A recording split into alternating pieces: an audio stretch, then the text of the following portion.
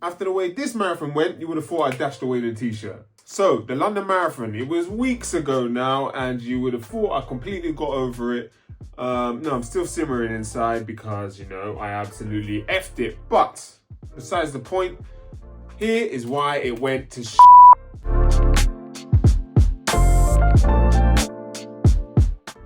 So, I ran the London Marathon and it was going so well. Until it wasn't. And spoiler alert, there were toilets involved. This is the story of how I carb loaded like I was in an eating competition rather than a marathon the next day. The night before. So you know that thing that every marathon runner, every person that gives advice on marathons, every person that does these things says to you, don't do anything new the day of or the day before marathon day.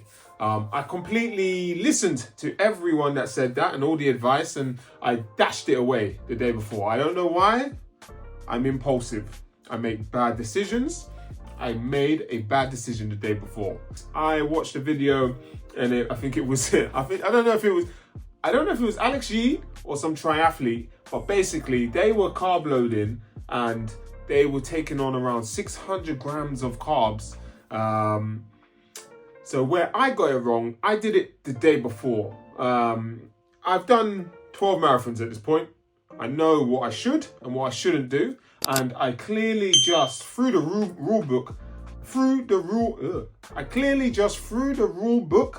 way out the window, dashed it away. And with that dash, I dashed away my hopes and dreams of a PB on marathon day. So yeah, I smashed carbs the day before.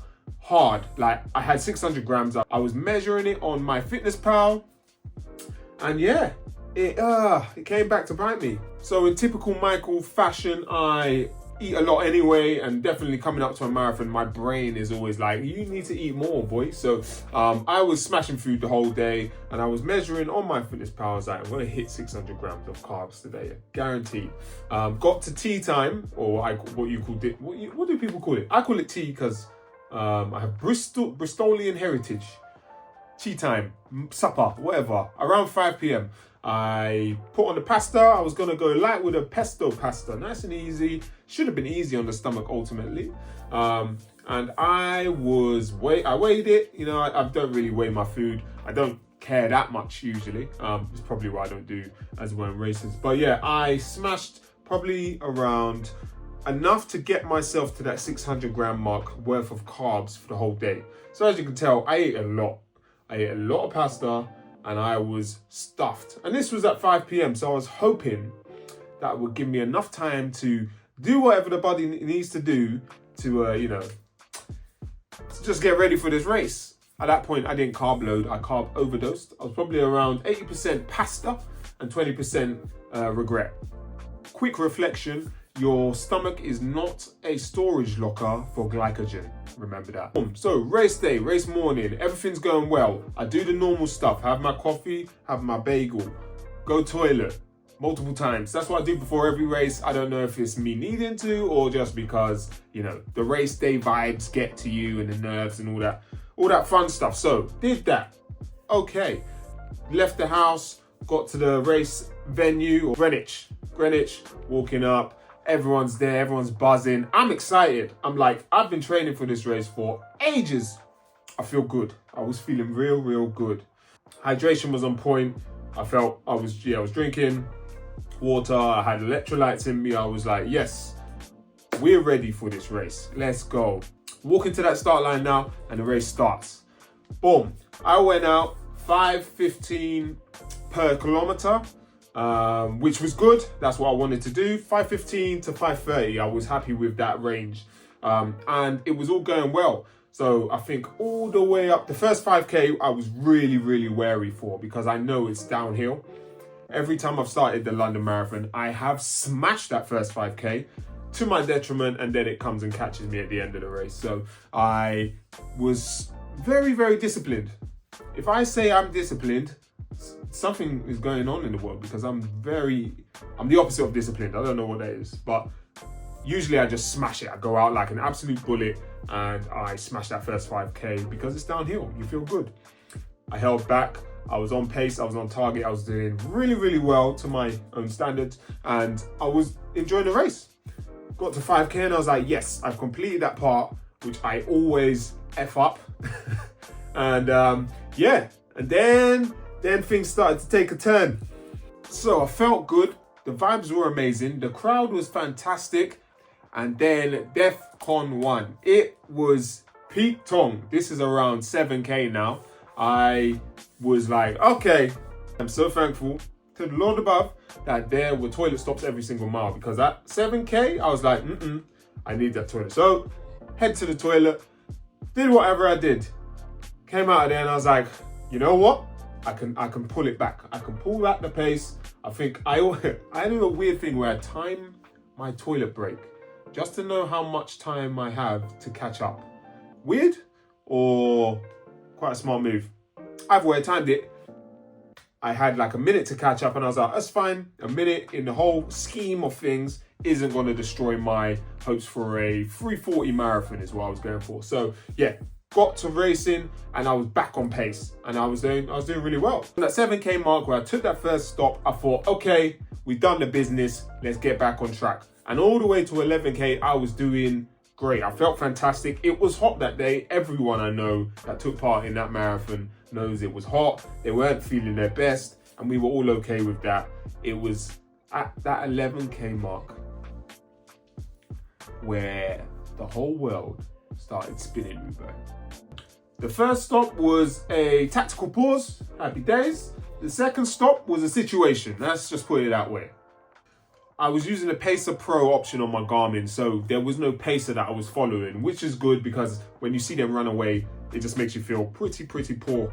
So I was happy that I was able to just get back on with it. So at 11K now, I'm thinking, listen, my hopes and dreams still exist in this realm, in this earthly realm. They're still there. So I thought, let's just get back to it, straight back on pace. So I'd say from 11K all the way to 21, so the halfway point, where in my head, if I can get to the halfway point, if I can get to the halfway point feeling good, then I'm having a good day in Marathon Land anyway. And Tower Bridge is amazing. If you've done London, you'll know that the Tower Bridge area is booming. Everyone brings you back. And I felt amazing at Tower Bridge for the simple fact that you know loads of people in the crowd's going wild, and you know, it's just hype. Hype makes you feel good. But yes, at that point, I think I was on bound for an early wall, and rather than hit the wall came to me, and at 21K, I was just like, yo, I am battered. I don't know what, it was a combination of the heat, and it was a combination of obviously the prior stops, and the whole flow just being broken down in the race. But yeah, it didn't feel great. And I definitely, that thought in your mind where, this is not the day, probably came halfway in the race, which is an early time for that feeling to come. So like I said, from 11 to 21K, I kind of pulled it back. The stomach stopped staging revolutions. I was smiling, I was getting involved with the crowd. I did feel a lot better, and I was like, okay, maybe I can just keep going. But 21K, everything kind of topped. It came on top, as we would say. Came on top, and I was hot. I was sweating way more than I needed to.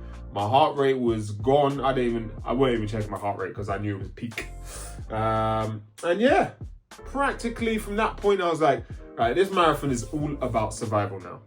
By the time I got to 25K, I think I knew that any chances of hitting my goal, hitting my B goal, hitting my C goal, I didn't even have a B, C, D goal because I was so confident in what I was able to achieve on the day. But yeah, all those goals was zapped. And I just thought, right, let's just enjoy what we can out of this. Honestly, the worst marathon performance for myself in terms of where I'm at physically. I think that's also a big thing. I put loads of pressure on this. I put loads of pressure on this marathon because it's the first time I've trained this hard to do an event. And honestly, I thought, listen, with the PBs that I've got in my events prior to this, the form that I was feeling, yeah, I thought I had it in the bag. And if anything, I thought I was gonna do faster than I did. But that's what overconfidence does. It comes and slaps you quicker than my wall hit in that marathon. And that's when it hit me. I spent more energy digesting than running. So with every failure or every tough situation, there are always lessons learned. So the main lessons I learned from this marathon. So number one, marathons are not won the day before by what you eat. And they are not won on pasta alone. It's won on the overall strategy of what you eat. I should have kept it consistent with what I've typically always done. I've been fine in the past with having a pizza the night before, because it's not as much as I ate the night before that marathon. Doesn't make any sense. Either way, keep it consistent. I tried new things. The rule book says don't try nothing new. The day of, the day before. I messed up.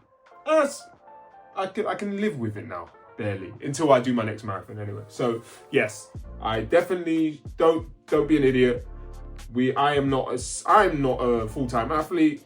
I'm a normal guy, and I tried to fuel like I was Alex Yee, Kipchoge, one of these guys. I'm not on legend status. I'm a normal dude, and yeah, I tried to do something new that backfired. So one, don't do these new things. Don't be stupid. I do the mistakes so you don't have to. Simple. Two, keep the fueling strategy consistent. Practice what you'll eat the day before and the day of, way before you actually do that race. It is as simple as that. Why did I make that mistake? It's so dumb, but yeah, just keep it consistent to what you do typically. Number three, embrace the chaos. I definitely did that. It was hot out there. I was still trying to attack that A goal that I had in mind. I should have probably adjusted my pacing as well. I wouldn't have felt so poor by trying to hold on to a pace that I knew I could for a certain amount of time, but it was never in that heat. I trained through the winter like most of us Londoners, Englanders. So yeah, I should have adapted my attack on the day. Didn't adapt. Adapt, people, okay? That's the biggest part of all this running thing. Learning to adapt when you need to. And some dad wisdom next time, less linguini and more logic. If your marathon also went sideways, we're in this together, just not in the same queue for the loo. As always, like, subscribe, and tell me your worst marathon moments in the comments. I need to feel a bit better about myself, so that'll be awesome. As always, thanks for watching, and I'll catch you on the next one. Peace.